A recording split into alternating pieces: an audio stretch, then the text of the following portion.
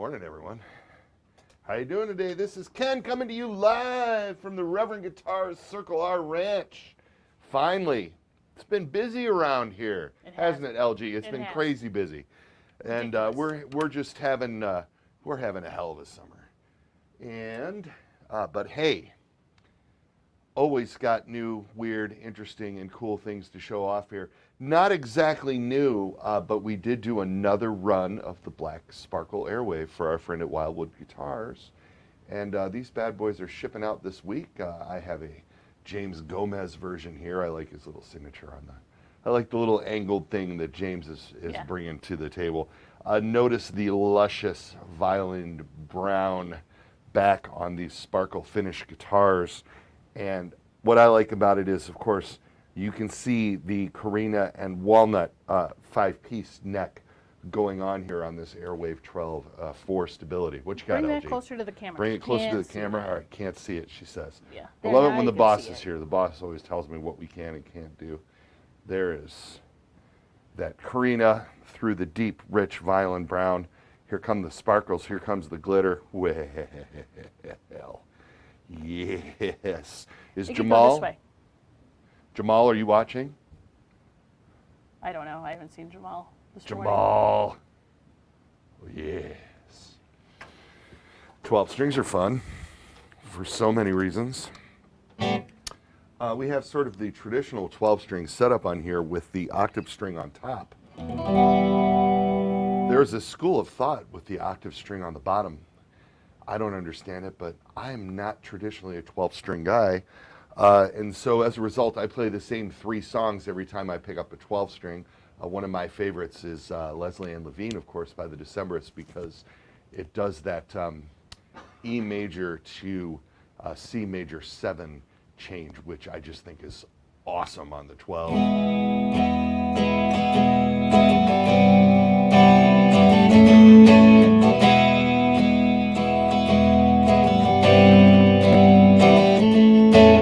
There is no chorus in the signal.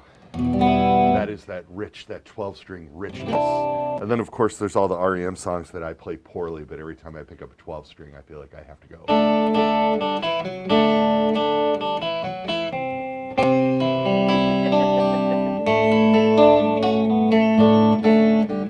Wow, that's bad. But gardening at night is more fun.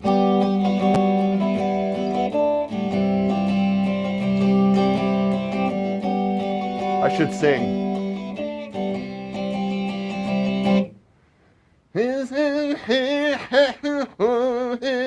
I don't know the words, but then neither does he. Okay, fair. So there's that. What else? What are the other good 12-string jams that I'm always whipping out? Yes. Oh, yes. How could you forget? Yeah, oh my God, how could I forget?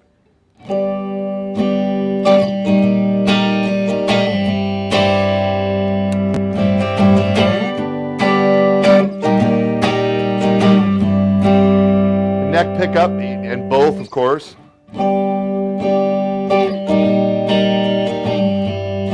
But honestly, both of those are a little too rich for the actual jam itself.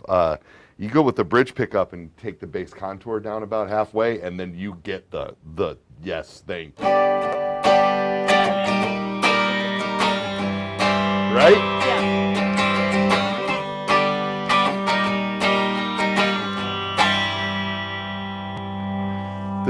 That's a great example of what the bass contour can do and how the sound can change, you know, drastically between a couple of guitars.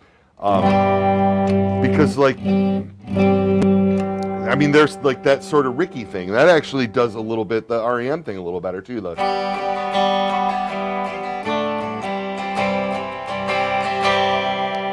But then if you're you're getting into like a petty thing or something, you're gonna want like a fuller sound.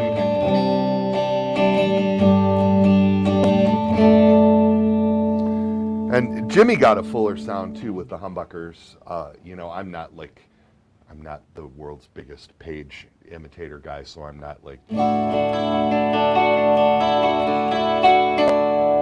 But I mean, it does sound.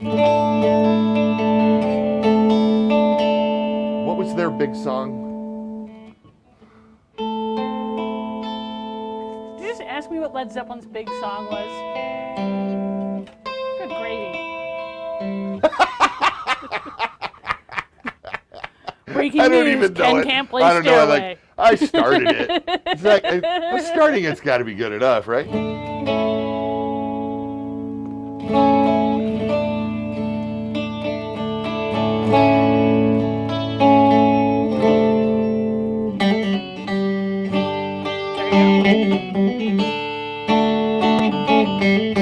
Right?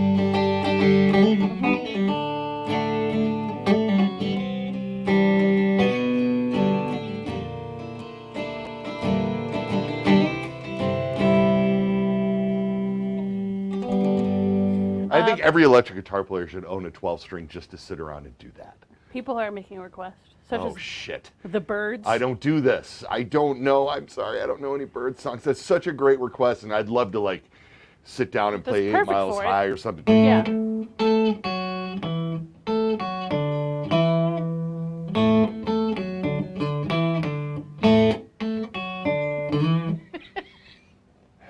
Laugh at me all you want I am to. You laughing can at get you. up here and play some bird songs, I LG. wouldn't say I could get up there and I play didn't any- say I could either. Pinball Wizard. Yeah, that's, you know, that as stupid as that sounds, I have no idea what those chords are. I mean, I guess I knew how to play that when I was a kid, but I am so far out of, like, sitting around and practicing those songs. I feel like an asshole. Huh, that's weird. Yeah, because that is a banger, of course, for sure. Yeah, 12-string. Get one. I guess that's what I'm saying. And the lesson here is Ken does not, in fact, know all the songs. No, God, no. Ken knows, I don't like, even know close to all the songs. 10 songs. No, I know a lot of Ken songs. Yeah. I played in, outside of the Polka Floyd show, I played in a traditional cover band for just 2 or 3 years. And I learned, like, the Brown Eyed Girls and stuff like that, and then very promptly forgot them. And I learned, I played in a band with a guy that I really liked, a local guy here in Toledo named Russell Martin. And we had a fantastic band with some incredibly talented people. But it was more of like a jam thing. Like, we never rehearsed. Yeah, that was a lot of fun. You know, and he had this whole menu of songs, and he had all these, some stuff that I knew very well, like hip songs and Dire Straits and Knopfler things and stuff. And some stuff like a whole lot of Dylan stuff that I just had no idea. And pop stuff of the day, and he would learn songs because he always wanted to be able to take requests or whatever, and then he would just turn around to me, and the bass player of the band when I was in it was this absolutely legendary and totally incredible Toledo musician named Duval Overton. I played a 6-string bass, and he was amazing, and it was such a joy to perform with this guy. And Russell would just turn around and yell the key at us.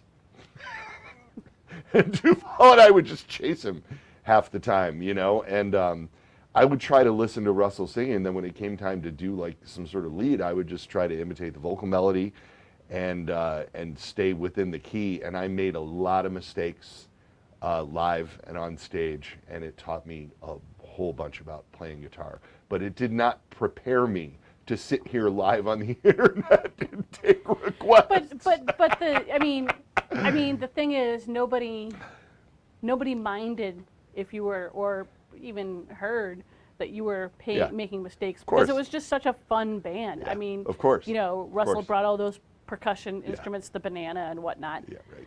You know, and people were having a good time, and Well, and you know, that's what it was about. that's what it's about. And I think Yeah. that's what this audience is about too. Like, for you sure. guys are fun. We go on this, and you know, I don't end up with a bunch of people criticizing my guitar prowess or lack thereof on here. Sometimes did I you- just don't tell you about it. Yeah, well, whatever. And you know what? I don't care. I don't care. I'm over it. I do what I do, and I have fun doing it, and so that's good enough for me, right? And that should be good enough for all of you. Do what you do and have fun doing it. We had Hello Mary in the studio last night, and we shot some video. And wait till you guys see this. The bass player for Hello Mary, when I asked her if she had any advice for up-and-coming players, this girl, 19, 20, 19. 20, Is she 20 now? nailed it. Absolutely nailed it. And it's so right on. And like, I expanded about it when I was talking to Helena afterwards, but just this idea that that if you have art to make, and especially if you're writing your own music, to do your thing, and not try to follow trends, not try to whatever, you know. And I'm guilty. I you know, at 53, I can look back over my musical career and see where I follow trends and know what I'm proud of and what I'm not proud of. And the funny thing is I'm pretty much proud of all of it. I always had a good time, and I always had sort of creative input, and that's cool. So I don't know where we just went, woohoo! But hey, whatever, right? That's what this show is about. We're here because we like you guys and we want to have fun. So yeah, we were talking about this beautiful 12-string. And I do have one request that you may know. Oh, no. She's going to put me on the spot. I did all of that to try to turn this off and to get me out of being on the spot. And then my wife, ladies and gentlemen. Right. Okay, what is it? Well, Johnny Cola says. Oh, Cola. Rolling Stones, Waiting on a Friend. I don't You're know a fan, what key it's which is in. I don't know what why- key it's in. And that's sad, too, because that's one that I've played with the Zimmerman twins off and on, but when the twins play it, I'm on steel. Oh, that's true. That's a good point. And it's not like we've ever like played it out or whatever, but that's something that'll come up at practice every once in a while. And yeah, it's so many good. I love this. So many good songs on the 12-string. And we, you guys have regulars to the show have heard me say it a million times, but this guitar, the Airwave, and our Descent baritones are always in our top 5 because it's something in particular that we do right, and we're not infringing on anybody's cool with these guitars. And so, you know, your diehard Fender, Gibson, and PRS guys and stuff are into. Will get this because we do this. We do the 12-string better than anybody, flat out. This guitar was designed as a 12 by Joe, and Joe just nailed this so hard. Now, speaking of PRS guys, I got to bring this up on here because it's so funny. Do you know where I'm going with this? No, but I'm scared. Oh, don't be. Okay. So you know our good friend Neil P. from formerly Downtown Brown has a new band called Sump, S-U-M-P. He's broke the internet a few months ago. Has broken the internet a couple times, and Neil has been a longtime Reverend player and a friend of mine for 25 years. He was somewhere on the road, and he wanted to make a video or he wanted to do something, and he didn't have his guitars with him. I don't know why he didn't have his reverends with him, but that is a talk for another day. And wherever he was, there was a Santana sitting in the corner, and I guess one of the real expensive ones, and he like picked it up and pounded out a video on it. And just like bar chords and making fun and being hilarious. Yeah. And that high-end guitar community rained down so much hate on him. It is. Why? I mean, I know he's weird. And he's weird, and he thought he was being funny by like banging out bar chords on this like $8,000 guitar or whatever it was. Sure. And the fans of that brand did not think that he was being funny. And he has posted a couple of threads now where he's talking about like the messages and stuff that he received from our fellow guitar players out there in the world. Oh, this business is so weird. And I'm only bringing this up for you guys to go look it up, check it out if you want to have a giggle. I certainly had a giggle. And I'm bringing it up to thank you guys for being so cool with me here in this format and all the formats that we're at, because I really truly believe that we're doing something real here and not pretentious, and I appreciate each and every one of you, and thank you for appreciating me. There. Okay. I said it. Okay. We good?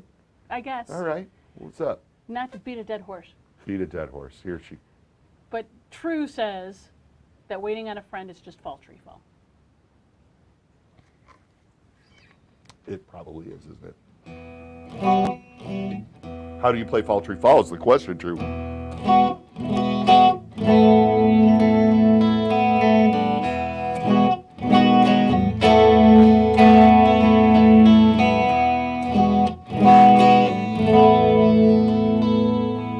That does sound nice, doesn't it? It really does. Yeah.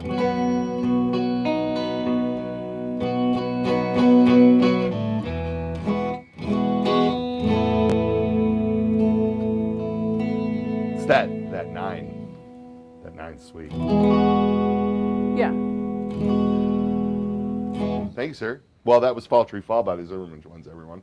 There you have it. Oh, I gotta put this thing down, or she's not gonna. She's not gonna let it go. Stop. She's not gonna let it go, which is fine.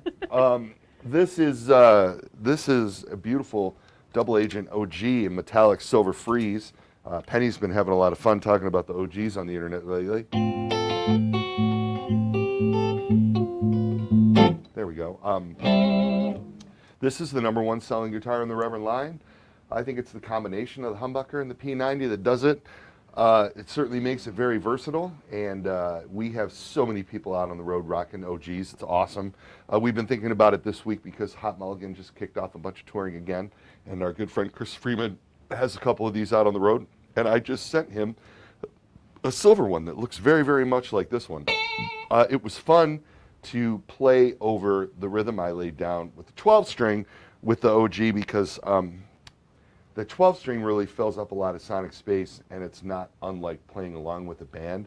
And so it's fun to have, even though there's a little bit of noise involved with this P90 in the neck, you can hear the 60-cycle hum as opposed to the humbucker.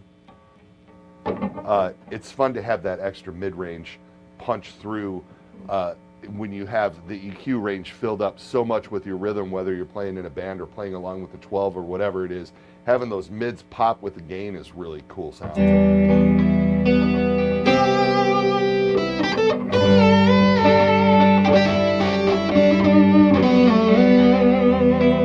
Which is why I thought it would be fun to play the OG over the 12, y'all. Here it is. There it is. The Reverend Guitars, double agent OG, metallic silver frieze. What are we doing this in black and metallic alpine? And we got some of them fancy new colors going in this. That pearl and then there's some pink ones and some peach ones running around out there on special runs. And yeah, double agent OG. Gotta love it. What you got for me, LG? Various comments and questions. Various comments and questions. Yes, I'm in. Scrolling. That's why I'm here. John Smith wants to know, Ken, did you have to go to school to be such a badass, or were you born that way? You know what? She just gave me that question on purpose because she was picking on me about the He said it before I was picking on you. Believe me, they didn't teach me how to be a badass in the school I went to. No question. Thank you. I appreciate the compliment. That's fun. Yeah. No, it's 35 years in the School of Rock, man. Right. Yes. I am celebrating the 36th anniversary of my first gig. Really? Yeah. I didn't know that. Yep. I saw a little ad for it the other day. And 36 years ago, last week, I played at the Token Lounge in West Landon, Michigan. Wow. And the Culture Bandits opened for a band called Gone Public, which was members of Rob Roy and Shock Therapy, Detroit bands. Friends of ours, Mike Godrico, R.I.P., was Jason Bose's space teacher. And Doug Podell from WLLZ brought us up on stage. When you were 17. Yeah. Yeah. Yeah. And they let you in the club and everything. Yeah. Okay. They'll do that. Well, I know, but they'll draw big X's on your hands and some places make you stand somewhere weird, and then when you're done playing, tell you to leave. That's what it was like playing non-all ages shows when we were teenagers. Yeah. It's a little more lenient now. Well, yeah. Parents will come too. Yeah, that's true. What else you got? Eric Plays Bass says, you guys are killing it with the sparkles. Thank you very much. Yeah, we love them. My little linebacker, Lindbacker, is the star of the show, and I can't thank you folks enough. Oh, that's awesome. Lynn rules. Very cool. Yes. She really does. She really does. Bad Cop's home, but not for long. New video coming out, I think, soon. Cool. Did I see something about that? Yeah. Always something going on with Bad Cop, Bad Cop. Hardest working ladies in the business. Right. Simply Pie says they're looking forward to the new semi-hollow guitar that Naylor is working on. Uh-oh. Hope you release it in a nice burst. The word is out because I've been getting questions, a few questions, not a lot of questions, but a few questions about the new semi-hollow stuff. I think you spilled the beans when I wasn't here. Okay. I think that's possible. I don't have a whole lot of details to share just yet. Right, But we're still we're close. We're getting there. prototyping. Yeah, we're getting there. We are getting there. We have so many cool new things coming out. You guys are gonna shit. That's true. It's absolutely true. Yeah. Danielle says, how does a medium oval neck compare to a traditional C?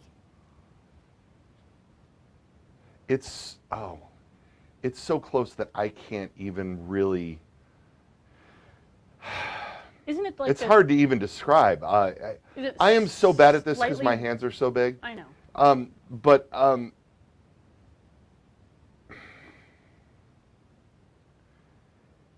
I really think that they come in somewhere between what they would call a C and a D. I mean, the oval neck has maybe slightly bigger shoulders. That's what I'm saying. That right. Yeah. But it's so subtle. It's so subtle. But the easiest thing to do is just put your hands on them. You know, Joe's always tried to find the sweet spot.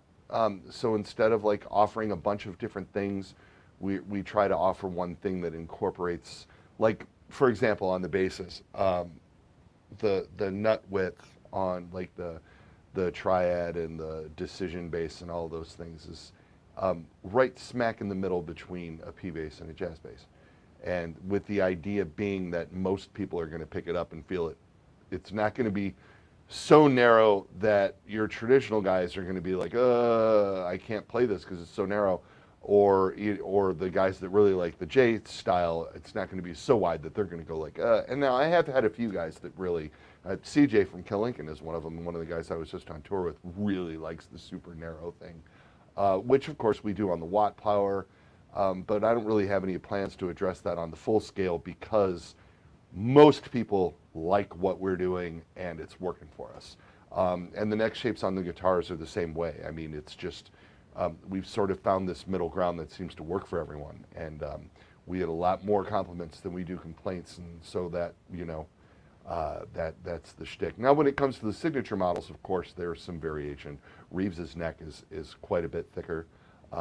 And Pete's neck, too, on the Eastsider Custom, has quite a bit more girth to it than what we're doing in the regular line. So if you're looking for something big, those are good options. What you got? LG is writing furiously over there. Well, I'm glad you guys are tuned in. Thanks. I haven't been around because we've been busy as hell. So they've saved up all their questions. Okay, fire away. Let's go speed round. I'll talk less.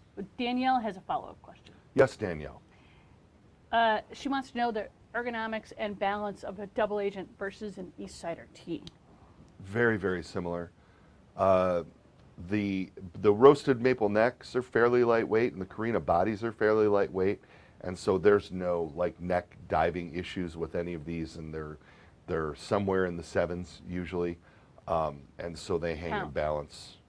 7 pounds. Yeah, in the 7s, you know what I mean. Yeah. They're fairly consistent, so around 7 pounds 6 ounces to 7 pounds 10 ounces is usually where all of them come in, the Eastsiders and the double agents. The Eastsiders do have slightly larger bodies, but they're weight relief and they're swimming pools. So, because we like the way that sounds, so that makes up for the slightly larger body.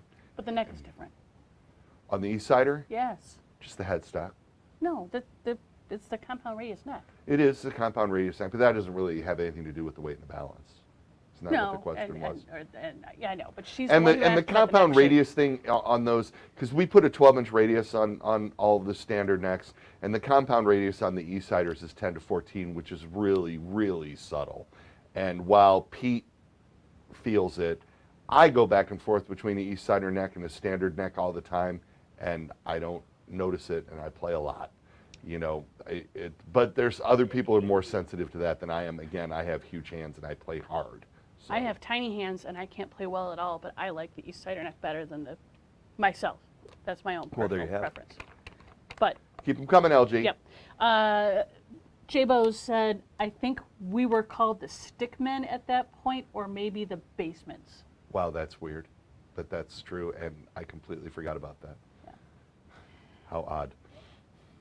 Eric Sikkema, also known as Bug-Eye, said, so you've mentioned 3 of your top 5 sellers. What are the other 2? Does this include guitars and basses? Basses are between 10 and 12%, or 12 and 15% of our business, always, which is about the industry standard. Well, there is about one bass player for every 7 guitar players in the world, so that makes sense. And we, it's hard for me to tell you what the best-selling bass is in general. Well, actually, it's easy. It's the Wattblower. But in the standard line, we probably make more decisions, so we sell more decisions than we do the other stuff. But we sell them. We pretty much sell out every production run of basses. We very rarely have basses in stock, which is an interesting problem to have, right?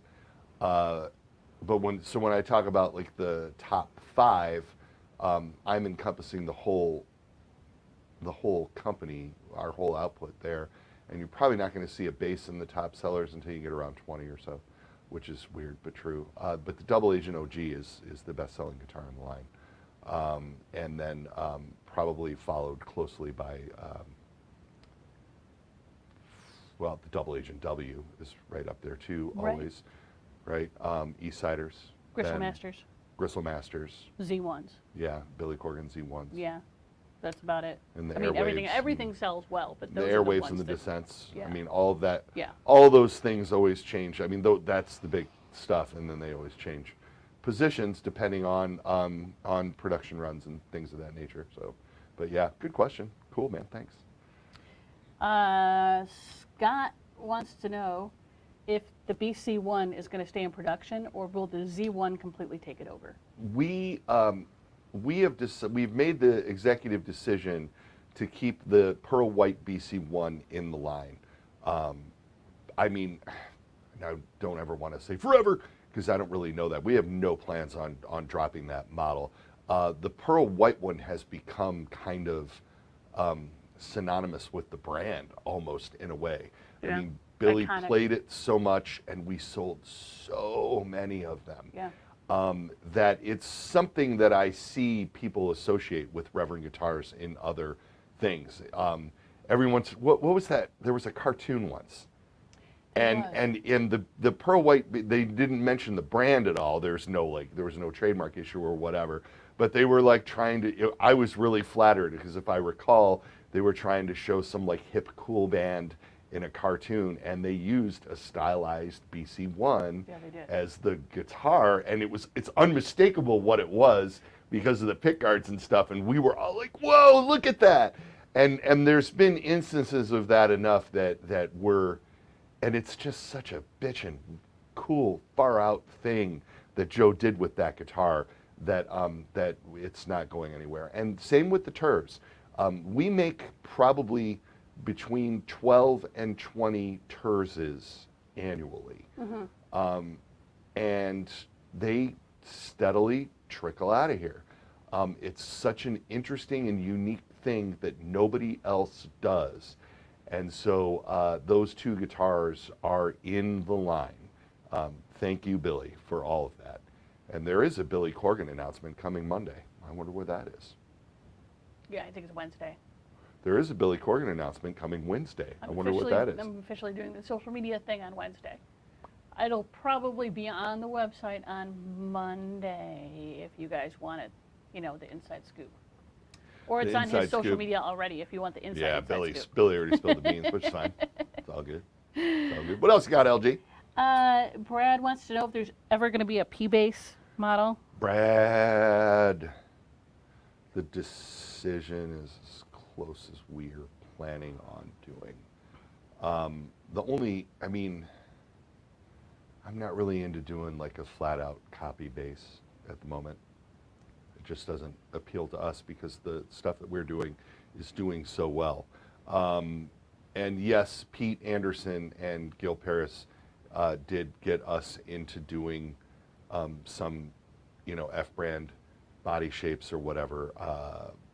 And that was just more of a signature artist thing. And of course, those guitars have features that separate them from the F-brand. So the Fishman stuff, of course, being a huge thing. And then Pete's just cool, diverse set of features and functionality.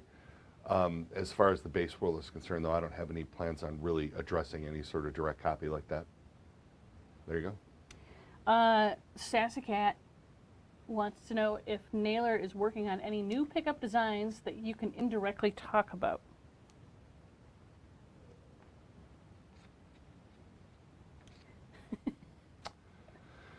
I don't have anything to share with you immediately. No. I'm trying to think of what it would be. You You forgot. Some of the things. I don't think I forgot. I think you forgot. I mean, I know we're moving towards having the Reverend pickups available online, which is cool. Right. But there's nothing earth-shattering in that realm right now. Okay, we'll talk I don't about know it what. after. Yeah, I don't know what Penny's thinking about, but apparently something. Something that I'm not recalling at the moment. Yeah. Warren wants to know if the stock humbuckers in his 2007 Volcano are the same pickups that are in the current Reverend HB guitars. They are not. Those 2000s in the aughts, Joe was doing a ceramic magnet thing, and now we are doing an Alnico magnet thing.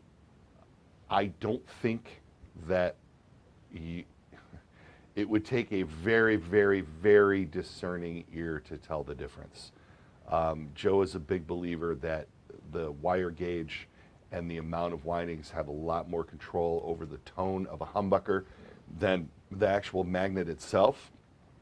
But Alnico is such a buzzword in our industry that that Joe basically came up with an Alnico magnet humbucker that sounded like his ceramic magnet humbuckers, so that we could say, Alnico, this is the straight shit right here.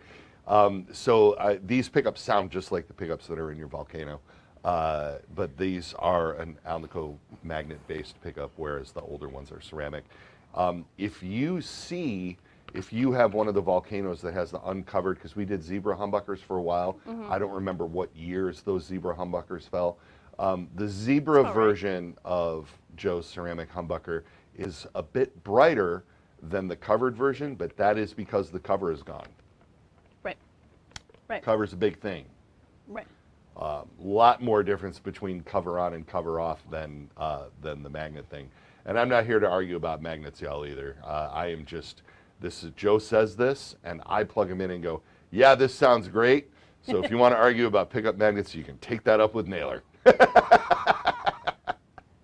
Yes, I said it. John Zenz. John Zenz is messaging me from the shop, which is behind this wall and behind another wall behind this wall. Yes, John. Right. He said Spilly Corgan. Spilly Corgan. I like that. That's funny. Yes. You know, to be fair, I didn't tell Billy not to share it. I just wanted to make sure that he loved it. And then I sent it to him, and instead of telling me that he loved it, he just posted pictures of himself. Well, and then he sent the pictures to us on Instagram, too. He's the man. And I was like, cool. You know what I mean? I don't know. People often ask me what it's like working with Corgan. Corgan's awesome, just so He's you guys cool. know. He's a really cool guy. Yeah.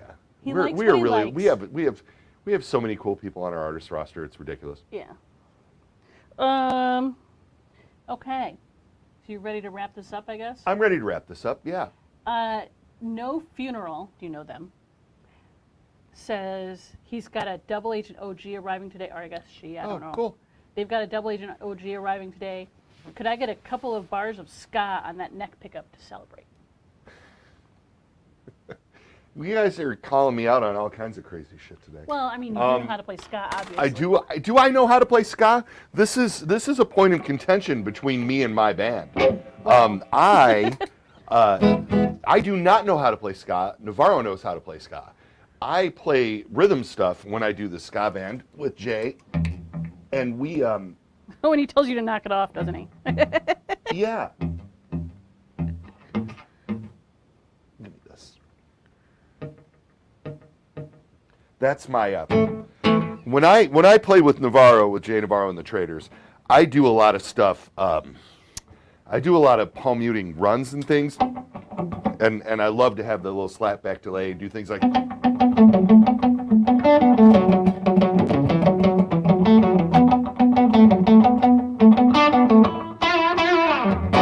messed up like that, and then rhythmic things like.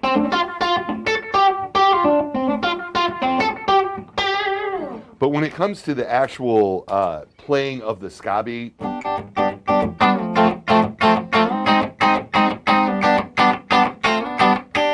get to that neck. You wanted the neck pickup.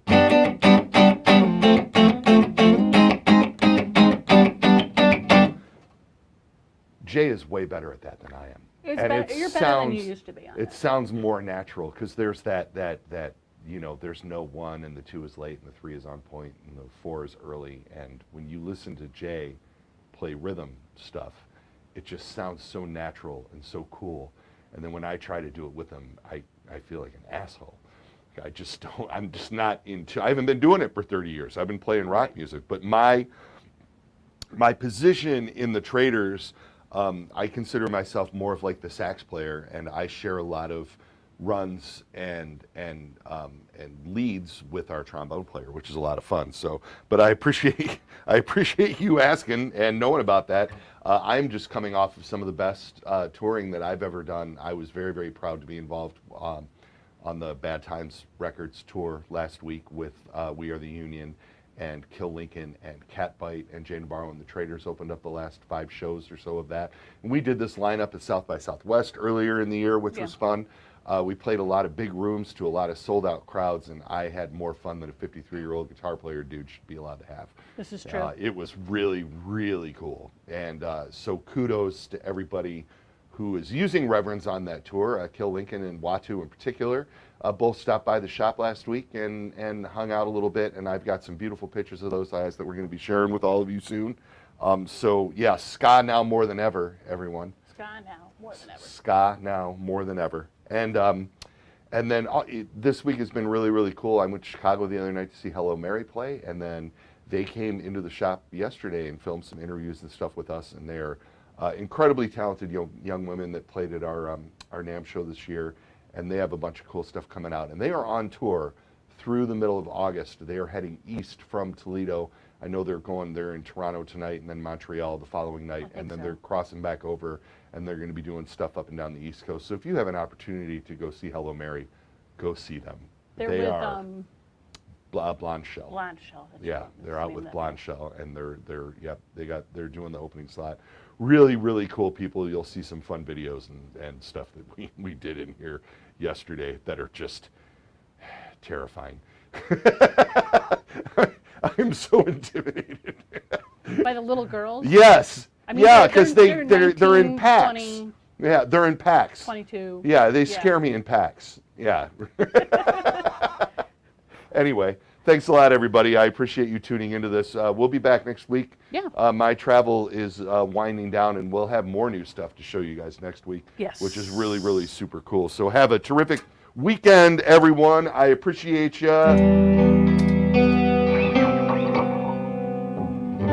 There's that.